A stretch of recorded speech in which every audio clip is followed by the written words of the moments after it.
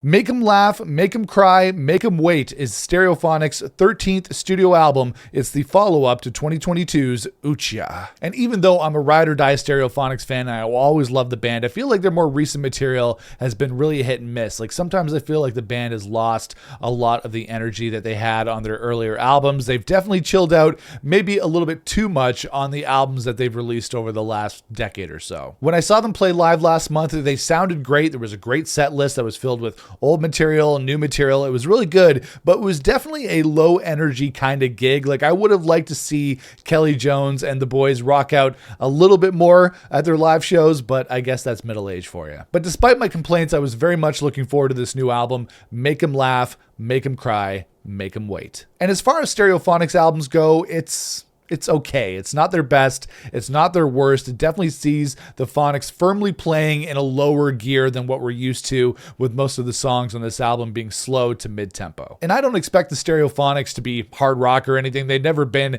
anything like that, but they've always had a little bit of a rock and roll edge to them, especially on their older material. But this album was a little bit too sleepy for me in the end, even kind of bordering into country rock territory, which for a lot of rock fans is a bad word. It's not necessarily bad for me, but it just didn't really stand out to me as much as an album. And although the band isn't really rocking as much as they used to, they still really have an uplifting and positive edge to their music, which I always enjoy and very much reminds me of Oasis. But the thing about Stereophonics, one of the best things about the band has always been lead vocalist and frontman Kelly Jones. He's a killer vocalist, a one-of-a-kind vocalist. I love the smoky sound of his voice, and even if he's not belting it out anymore as much as he used to, he still sounds great. Not to mention Kelly Jones kind of looks like the singer of Train. They have a similar look going, as you can see here. And this is the album where Stereophonics have finally crossed the line into country rock territory. I know that might be a bad thing for some listeners, but Mary is a Singer is actually a really cool track. But then the latter half of the album is weighed down by a little too much country. The